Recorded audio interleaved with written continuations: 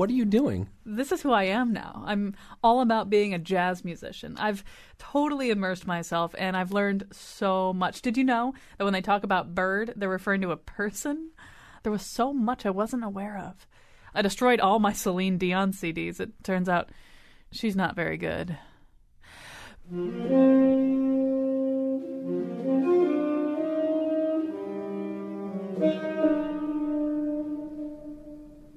Is that a song, or are you just warming up? I'm not 100% sure. Let me see.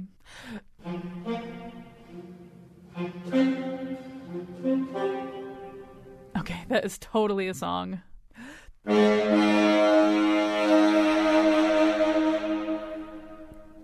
Kion, this is awkward, but it kind of looks like you're just holding the saxophone and pretending to blow in it. Well, of course that's what I'm doing. Jazz is totally conceptual now. Didn't you know that?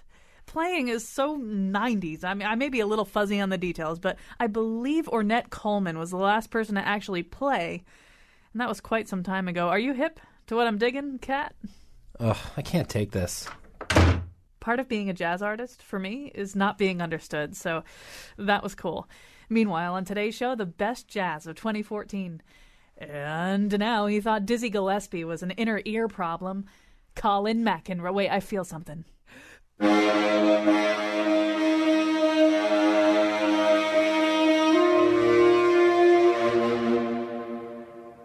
All right. This is, of course, the best jazz of 2015. The problem is, I'll tell you the history of that. We wrote and recorded that intro last year, and then there was a technical problem. It didn't work, and we were so mad. We decided we would use it again this year.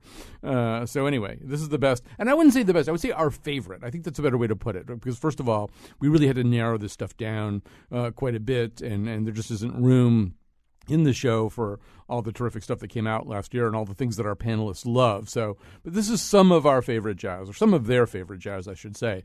Gene Seymour is here with us. He's film, television, and music critic. He's kind of the mayor, the boss of our year-end jazz show. Jen Allen is with us, pianist and composer, whose latest album is Pieces of Myself. Noah Baerman, pianist, educator, author, and composer. His latest album is called Ripples. I got Noah Baerman all over my iPod. I do yoga to Noah Baerman. That's actually one of the challenges of jazz, is finding a quiet enough time that you can actually listen to it and pay attention. But actually, I find doing yoga is kind of nice, and having jazz at the same time. All right, so all these people know a lot about jazz. I know almost nothing about jazz, but I do have opinions. It's a gift. It's a gift I have. I have opinions about things I don't know anything about. People ask me, "How do you do it, Colin?" I say, "I don't know. It's a talent. It's not everybody has that."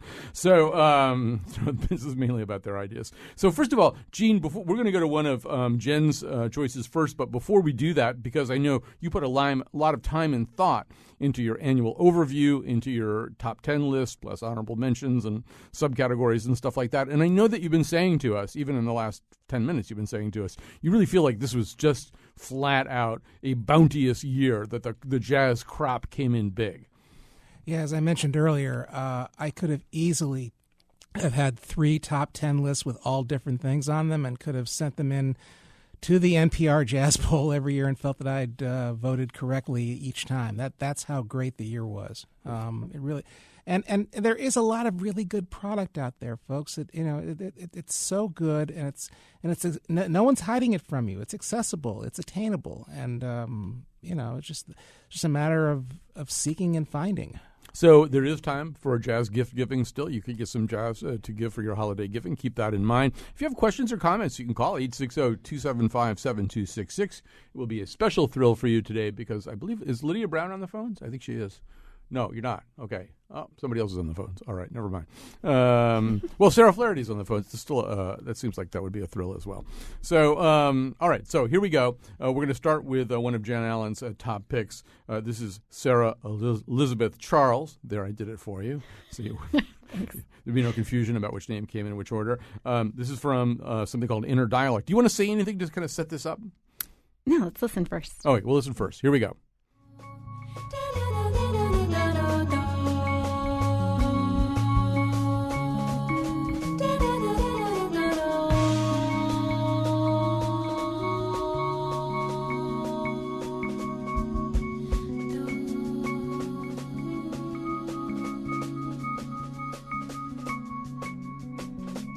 나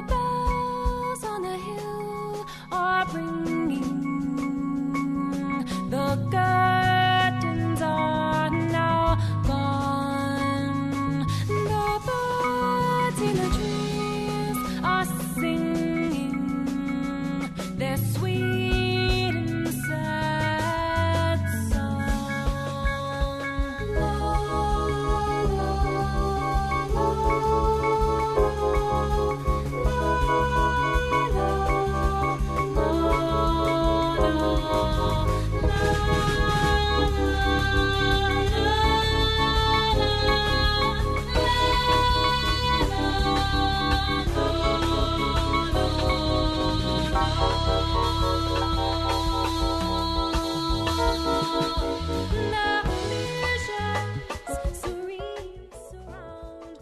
All right. First of all, I should just say I love this CD. So I think it is my favorite. Like, I have to buy it as soon as the show is over. CD of this whole thing. But Jen, just tell us how you relate to it.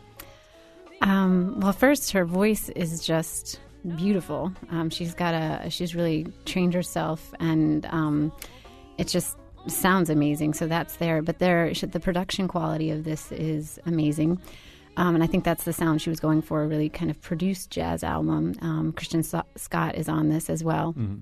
Yeah, he comes in at the end of this cut on trumpet, yeah. Right, and the two of them, he's known for that right now. He's kind of going down that path, and he and her are very like-minded in that. So I really appreciate that. I think the songs tell a lot of stories, too. I mean, that's the whole thing is called Inner Dialogue, so it's about her. It's very expressive.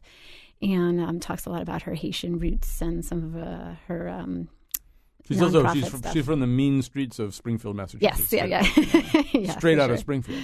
Yeah, but she's in New York. She's on the Truth Revolution Records, and I think that they have an amazing artist on their label right now. So I really love this. And Noah, one thing that I liked about this was that to me it's not necessarily a jazz vocalist album so much as it is a quartet in which one of the instruments is jazz voice.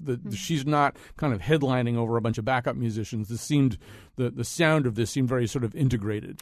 Sure. I would agree with that. Yeah, I mean, that's becoming increasingly common. There are certainly plenty of more traditional jazz singers out there, but there are also many like Sarah who are trying to dig in and integrate with the band in that way, be musicians who sing, as it were. There are all kinds of negative stereotypes about the musical proficiency of singers, and a lot of singers out there now debunking that. Right. So, and we'll be hearing, I mean, actually I think it's Gene's number one of the year. It's also by a vocalist. We'll be hearing that a little bit later in the show. But I just really spending some time with this, and that was Bells. It's not even close to my favorite cut on this CD. I really loved just a lot of things on it, including the title cut. So thank you, first of all, for introducing me to Sarah Elizabeth Charles. By the way, all this stuff, all the names that you hear today, that will go up on our website later at WNPR.org, so that you can, if you want to pick up stuff or you didn't catch the name or whatever, we'll keep you in the loop. Yeah, if you need to call in, 860-275-7266, or just sit back and enjoy. So, Gene, I feel like the list overall, or the ones that sort of work their way onto the show today anyway, we skew a little bit on the young side, but right now we're going to get some of the really talented old geezers who are a little bit closer to me in age anyway. This is from a group, a kind of, I don't know what you call it. They call themselves heads of state, but what they really are four guys who've really been around a long time and really know how to play jazz. Maybe you can set this cut up a little bit. Yeah, this is what one used to call a super group, I guess. You've got pianist Larry Wills, you've got Al Foster, to my mind, with great drummers, Buster Williams on bass. But the leader of this group, to my mind, is the alto saxophonist Gary Bartz. And as I say on my list, it's not the kind of album that changes the world, but it does what it does so exquisitely well.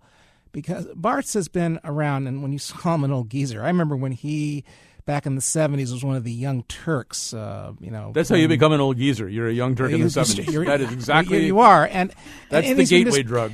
Exactly. But he's been playing with such great excellence and eloquence. And one of the things that Dizzy Gillespie used to say is that that you don't become better by knowing what to play. You become better by knowing what not to play. And it's the spaces in between the things he does on this track and on others that really are so consummate, and I just got so much pleasure, just basic pleasure out of listening to this group. Yeah, this for anybody who's sort of got a pretty traditional jazz fan in their lives who maybe isn't all that interested in hearing super new stuff or anything like this. This is going to make somebody very, very happy if you get it for them. So let's hear Lotus Blossom.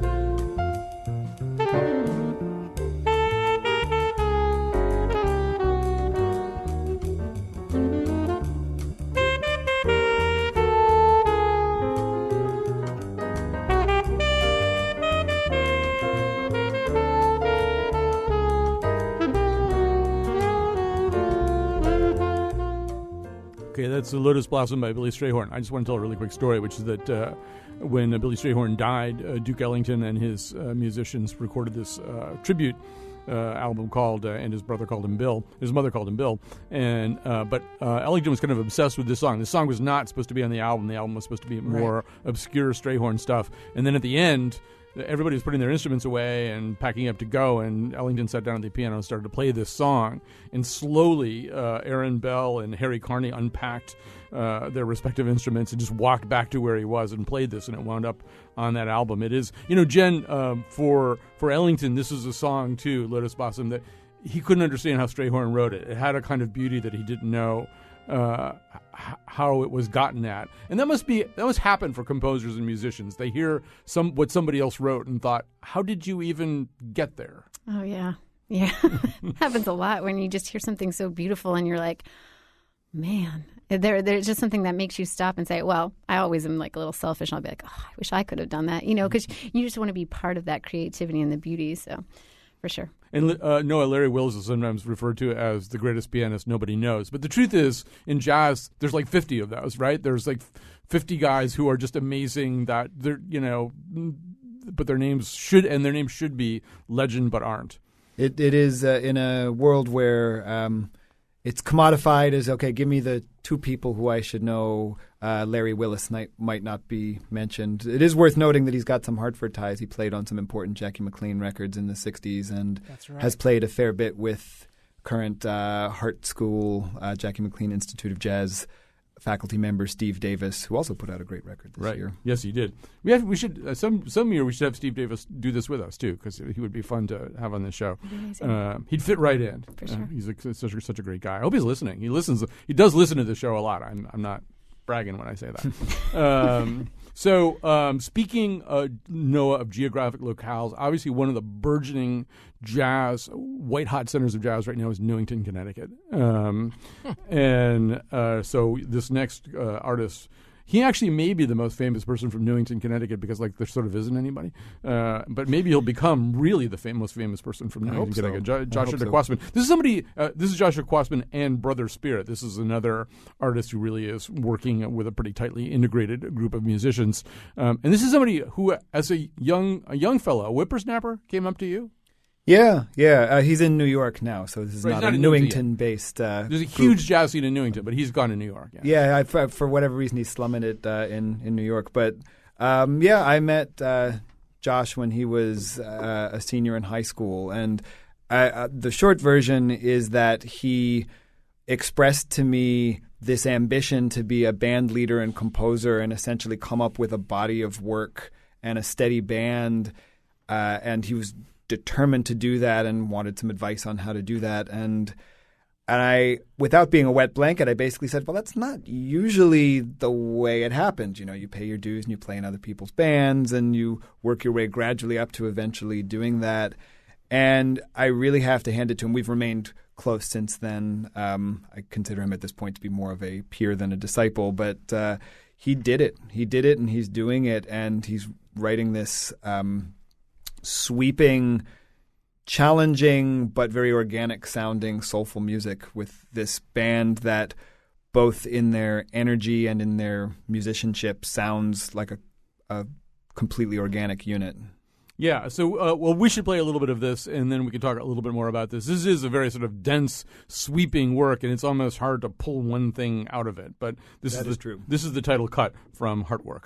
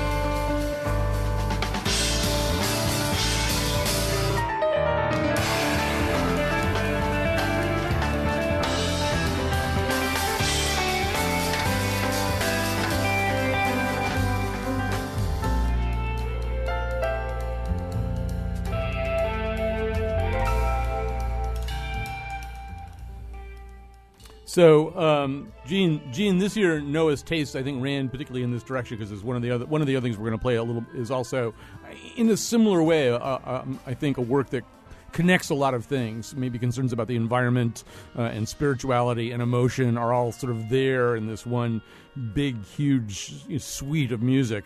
That'll also be true, as I say, when we get to the Chris Dingman CD. But first of all, Gene, as somebody who listens to a lot of jazz, was this one on your radar screen? It was not, I am sorry to say, but it yokes together a couple of things that I've always been interested in. I've particularly begun to see in some contemporary artists. One thing, there's a very 70s feel to it, yes. And there's a lot of people have sort of discredited 70s jazz as being too fuzzy, too amped, or whatever. But I think there's a serious reconsideration of some of the work that came out of that era. It sounded like I thought Oregon at first. Oregon and Paul Oregon Winter a little bit. Yeah. And Chick Corea's Return to Forever, things like that. But that kind of percussive, amplified sound. But also the very thing you're talking about, the socio-political content, which really goes back far, but its most direct variants have come from people like Max Roach, who did the Freedom Now suite back in 1950s, and there still is that edge that a lot of musicians want to push forth, and I'm hearing it a lot more from younger musicians, and it's a promising sign because it yokes jazz to its time more urgently than people realize, I think. Jen, to me, I'm a big Paul Winter fan, and a couple of Noah's selections this year sounded like some certain periods of Paul Winter's music, particularly, once again, the use of unusual instruments. I mean, like a cello is a big part of this, and a 19th century field drum is a big part of this. And this is also, not unlike Sarah Elizabeth Charles, this is also somebody who seems to be working with the same musicians, trying to get a particular unified sound from them. Yeah, I think that's a great thing for a musician to have, unified group that you can work with and that have the same vision. You get a much better sound. It doesn't sound thrown together. It doesn't sound disjointed in any way. It sounds like you're working for one product, and you only really get that when you work with people over time. All right, we're going to finish this segment out with one of Gene's choices. This is Kamasi Washington, who certainly is probably, arguably, maybe the coolest new face on the scene. He's not that new a face, but he's like somebody a lot of people found out about all at once. Do you want to set this up, Gene, or listen to it first? Yeah, I'll let you in because if you guys out there own To Pimp a Butterfly, which really for me is the album of the year of any genre. You'll hear a tenor saxophone on some of those cuts, and that's Kamasi Washington. He's done a lot of work with Lamar and other hip-hop artists. He's known primarily in that score, but he also came out of the Los Angeles school, if for lack of a better word, of jazz musicians and band leaders who had this very kind of high-energy, hard-driving orchestral music, and he's kind of revived that or really energized that on this album, which has topped a lot of best of lists. As you say, he was the hot name among jazz band leaders this year. And the Epic, it's a 3-disc set. There's a lot of stuff on there. A lot of it differs. It's not really new, but the energy, with a lot of great jazz, I mean, there's something very old about it that feels new. So that's my setup. Yeah, this is a release I really loved a lot. And so let's hear some from Change of the Guard, or from the Epic, actually. This is Change of the Guard by Kamasi Washington.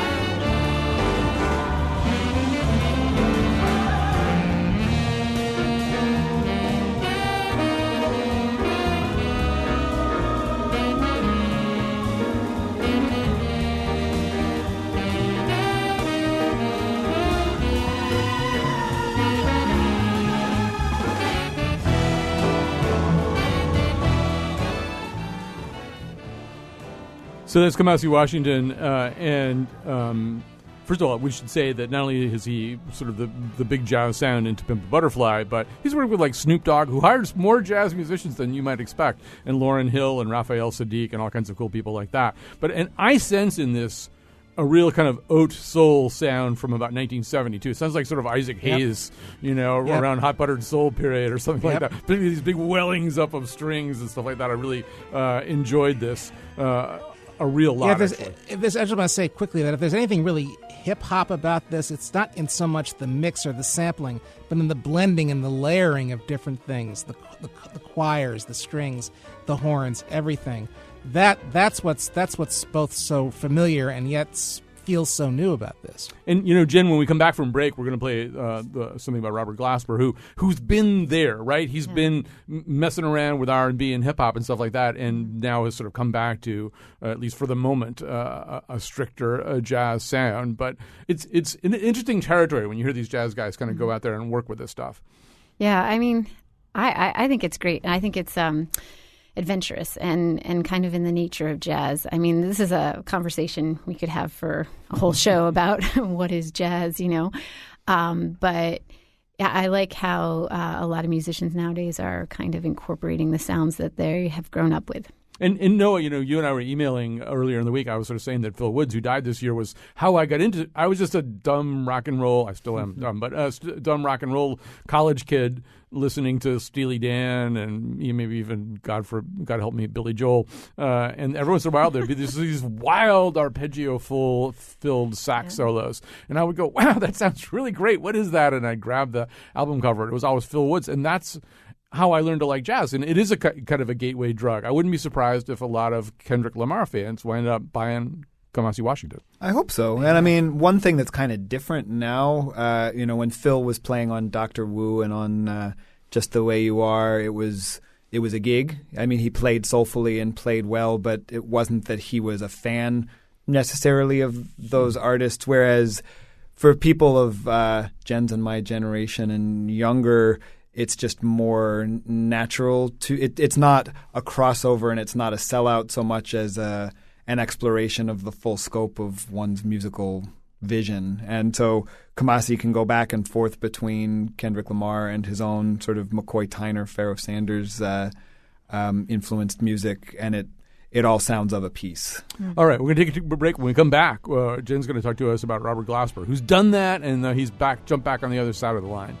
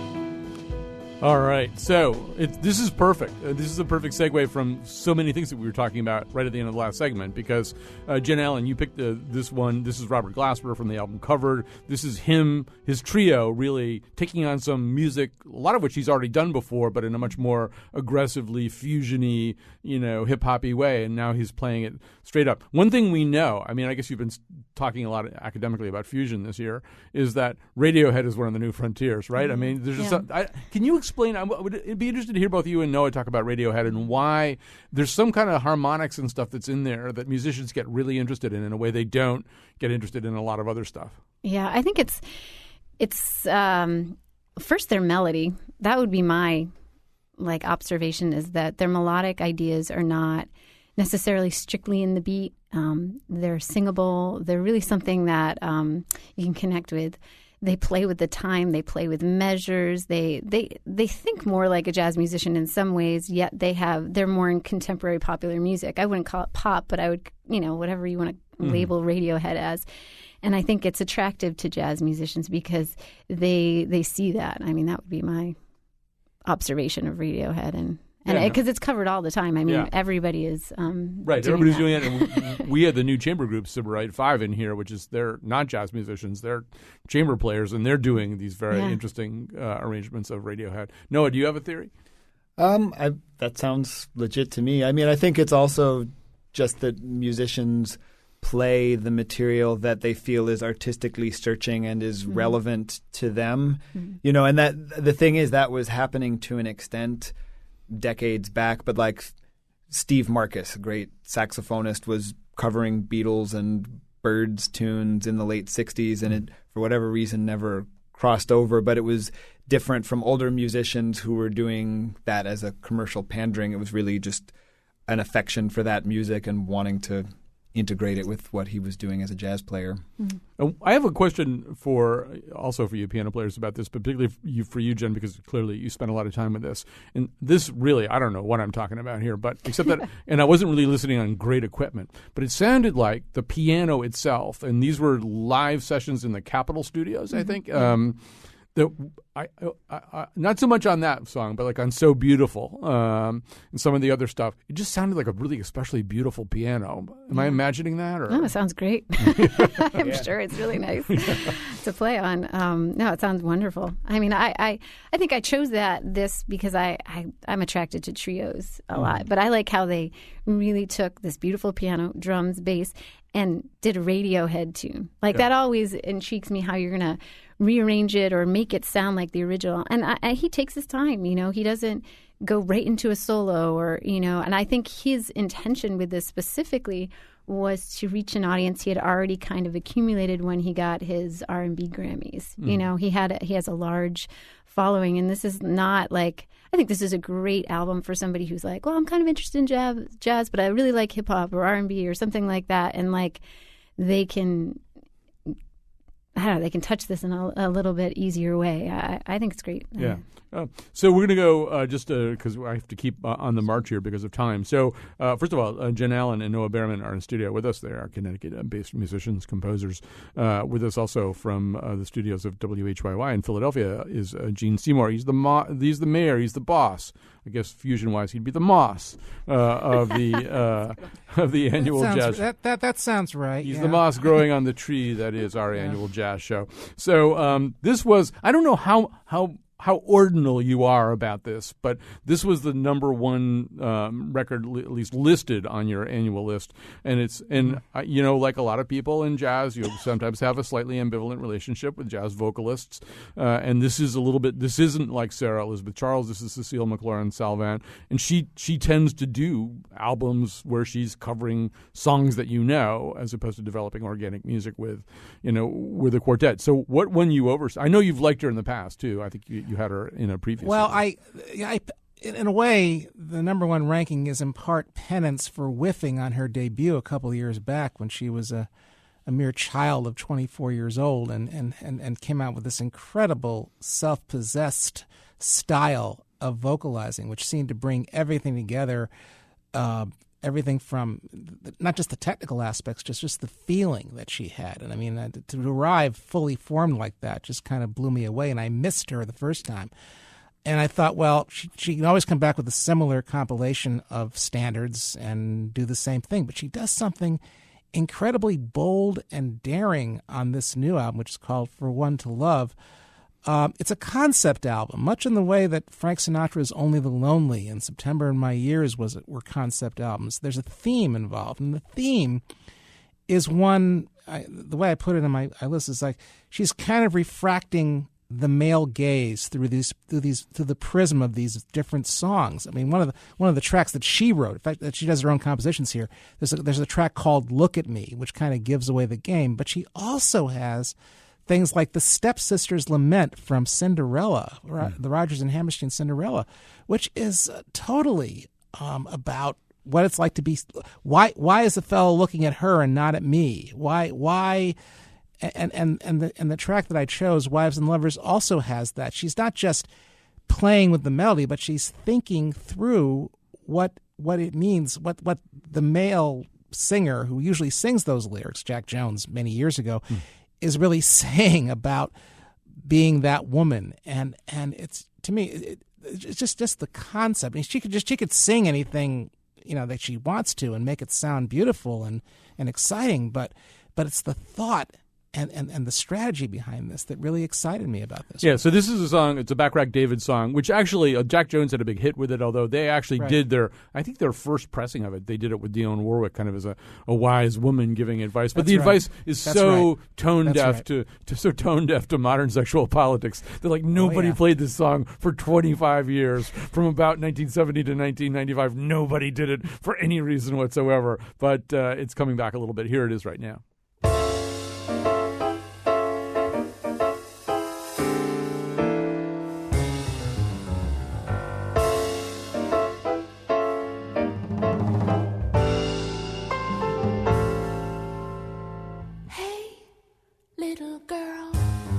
Comb your hair, fix your makeup.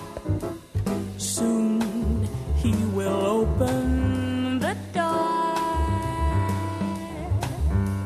Don't think because there's a ring on your finger, you needn't try anymore.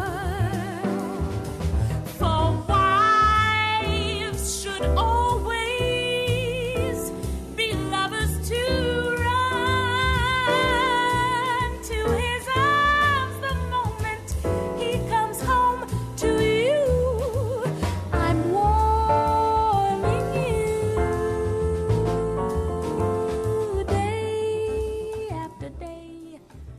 All right, that's Cecilia McLaurin Salvant, who's been very much the kind of flavor of the decade almost now with these two. I like this one so much better, Gene. I don't know. It's like I felt like the first time around she was really trying to channel Billie Holiday and Madeline Peru, she sounds much more like herself on this. It's unusual for a singer to sort of declare, "This is who I am." Yeah, right off the bat. That's what I thought was exciting about it. Yeah, I think I really like the CD a lot better than the first one. Here's AJ from Stanford. Hi, AJ, you're on the air. Hi. Hello, my friend. I'm finding that the jazz idiom is evolving again into other genres in the sense that Langston Hughes was using jazz rhythms in his work. I'm presently reading a book called Jazz Stories from Katrina to Connecticut. And in this particular book, every microfiction, it's not necessarily about jazz or its players, but the construct of the work seemed to reflect, to me at least, the essence of the jazz experience. Because there's the author uses these extended improvisational word riffs. Then there's his multi-pattern phrasings. And then there's these linguistic solos that he does in the same sense as Langston Hughes did with his poem called Motto, I play it cool and dig all jive. Yeah. That's the reason I stay alive. This sounds great. Live and learn is dig and be dug in return. Say the name of the book again. Stories from Katrina to Connecticut. Thank you. That sounds fabulous. Thank you so much for sharing that with us. Jazz Stories from Katrina to Connecticut. So speaking of all the directions jazz can move in, Noah, we've got one of yours coming up here, Chris Dingman. He actually appears on another song that we're going to play a little bit later on somebody else's work. But he's a vibes player, right? Vibes player, composer, co-director of a nonprofit called Inner Arts Initiative, which put out this record. he runs that along with his wife, Zanetta Sykes, who's also a percussionist. And this is my number one record of 2015. It's with all due respect to Kamasi Washington, this record is epic. This is the other one I thought sounded a little bit like Paul Winter at times, from the subliminal and the sublime. It's another one of these sprawling suites too, right? It's a really kind of integrated, total 62-minute piece of music. That's right. I was fortunate enough to hear it the weekend that he premiered it live, and it was an utterly transporting experience. Chris is a very mature, soulful, communicative composer, and he and the rest of the players in his band are rock solid. I don't know if it's on this cut, but Lauren Stillman on sax actually sounds a couple of times a little bit like Paul Winter. All right, here we go.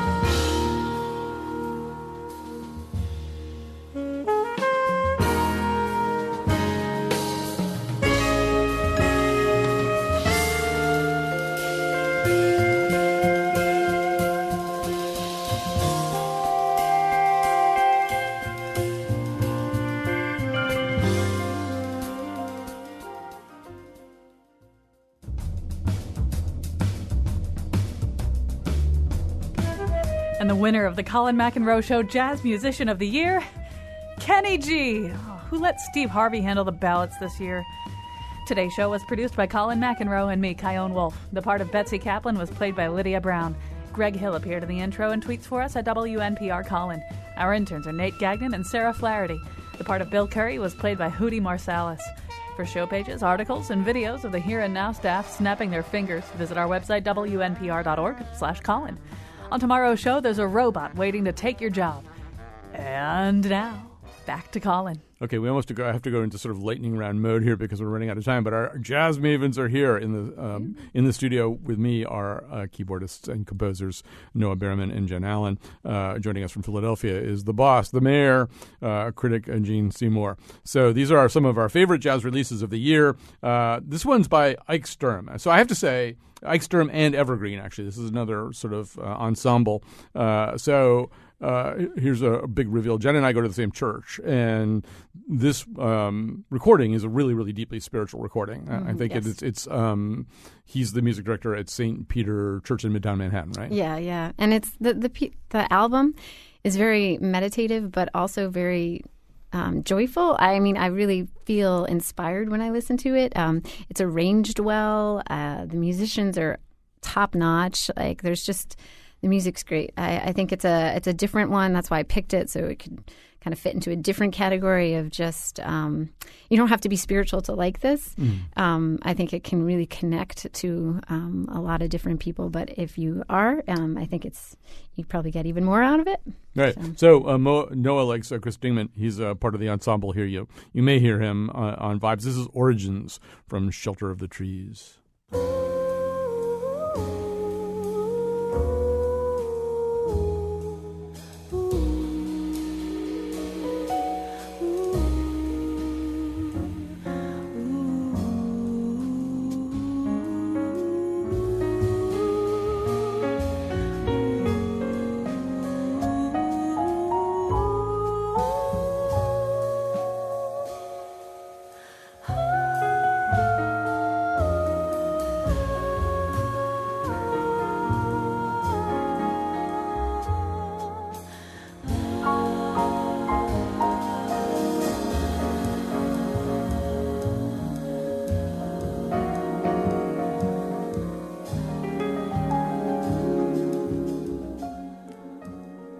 This would be one of the other ones that I really, really loved. And this is, I think, like a 9-piece ensemble, including 3 vocalists.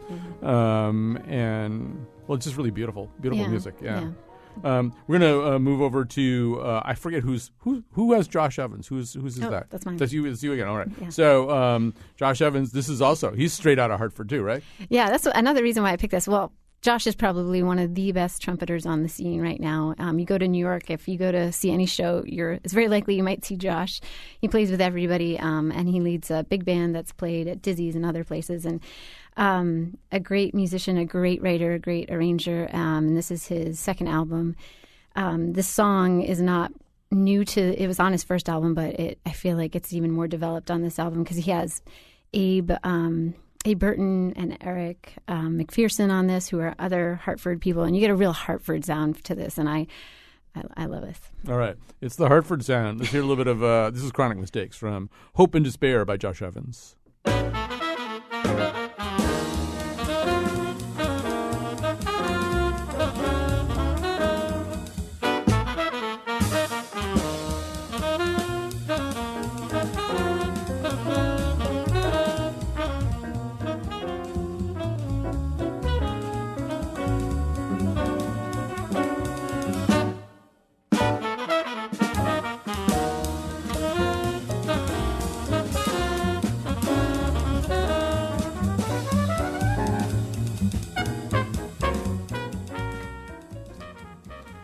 All right, Josh Evans reminding us that Hartford is Jackie McLean's town still. All right, so I'm sorry to be speeding by this. So I'd like to discuss these a little bit more. The way we discussed some of the earlier cuts, but we're not going to get them all in. So, Mr. Mayor, it's time for you to pronounce this somewhat difficult name. Yes, let me take a deep breath here. Rudresh Manhanthapa is an alto saxophonist. He's American, but he has Indian roots. For some time now, he's been using those roots to sort of reshape and remake jazz idioms from this country. And this album, which, by the way, is a winner or a co-winner for Best Album by the NPR Jazz Critics Poll this year, called Bird Calls, as you might guess from the title. It's a tribute to Charlie Parker. But what he does here isn't just play the same things or play music that's associated with Charlie Parker. He carries and extends the very nature of Parker's innovations to do something totally different. I'm just going to sing, I'll try to sing, the fanfare from Parker's Mood. Da, da, da, da, da, da, da, da, da, da, da. On this track you're going to play, you're going to hear what he does with thank you. On this track, I am the mayor. What he does is take that theme and extend it into almost an incantation. You'll hear this in the track, so go ahead. All right, here we go.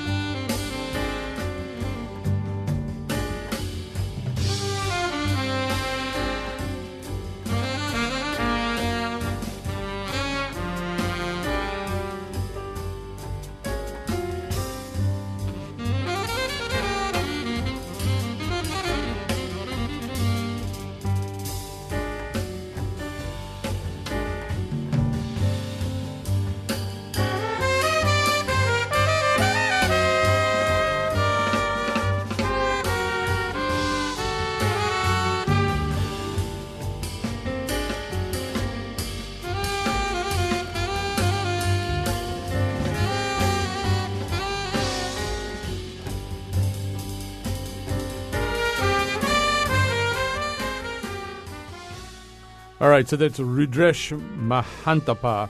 Yes. And for this, that's what Tylene is thinking. If you found that a little imposing and hard to get into, I would recommend a cut. You can find it like on YouTube or something called Chillin' from the same CD that just got some wild trumpet playing at the beginning. So Noah Baerman, if we were in that fabulous Wesleyan music program, we know all about Carnatic music, which is the Indian classical music, which clearly is infusing this. I mean, if people go to yoga studios to kirtan night and sing kirtan, they're singing music that's derived from the same thing. But it is kind of interesting the way he's trying to fit sort of the Charlie Parker influence together with that sound. Sure. Well, there's a sort of wave of musicians in that age bracket, including Vijay Iyer and Sunny Jain, who are combining aspects of Indian music with all of the other influences that they're bringing to the table. All right. So you get the last cut of the day, Noah Baerman. It's going to be Pete Rodriguez. You've got about a minute or so a little bit more than a minute to set him up. Okay. Well, so Pete is the son of Pete El Conde Rodriguez, who is a very important salsa singer. And I think Pete's done – full disclosure, I've known Pete the younger for over 20 years now. And he's got a very – unique sound as a trumpet player and as a composer, really authoritative at both. And he's figured out how to integrate his father's music into his own concept. And his band, it's interesting how it ties into how many releases there are we can't talk about. Luis Perdomo, the pianist, plays on a bunch of great records from this year, including his own Controlling Ear Unit record 22. The bassist, Ricky Rodriguez, plays on Joe Locke's Love is a Pendulum, which is one of my favorite records. Rudy Royston, the drummer, was on the track we just listened to, and J.D. Allen's record, and Dave Douglas's record, and so on and so forth. It's sort of a cornucopia. And Pete's actually an Austin-based musician, although he comes and plays in New York somewhat often. All right, you're going to hear, first of all, thanks to Kion Wolf, who does, you wouldn't believe the amount of work that Kion Wolf has to do for this particular show. It's a lot of work. Lydia Brown, an all-star, coming in to help us out as well. Thanks to everybody. Thanks to our wonderful guests here, too, Jen Allen, Noah Baerman, and Gene Seymour, the mayor. Let's go out with Pete Rodriguez. This is from El Conde Negro. And this is a song actually made famous by his father. All right. For what it's worth. Soy la ley.